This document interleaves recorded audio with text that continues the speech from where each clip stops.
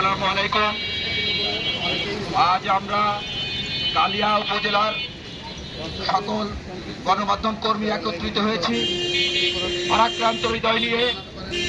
আমরা প্রতিদিন দেশের দুঃখ দুর্দশার চিত্র তুলে ধরি।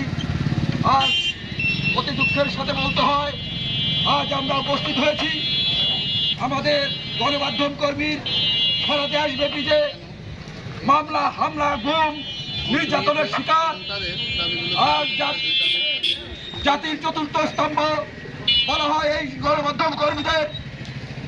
শুধুমাত্র মুখে মুখেই বলা হয়, কিন্তু প্রতিটা ক্ষেত্রে দেখা যায় ঝুঁকোপূর্ণ জীবনযাপন নিয়ে, কর্মজীবন নিয়ে প্রতিটা জায়গায় এরা মুখোমুখি হয়, কিন্তু নির্যাতনের শিকার হয়ে যাচ্ছে।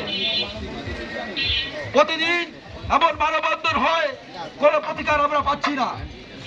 আমরা রাষ্ট্রের কাছে, রাষ্ট্রের চতুর্থ স্তম্ভ হিসেবে এই আবেদন রাখতে চাই, আজ থেকে আর কোনো সাংবাদিক যাতে কোনো নির্যাতনের শিকার না হয়, এবং এ পর্যন্ত যত সাংবাদিক নির্যাতনের শিকার হয়েছে তাদের আইনের আওতায় এনে তাদের যথাযথ দৃষ্টান্তমূলক শাস্তি দাবি করছি।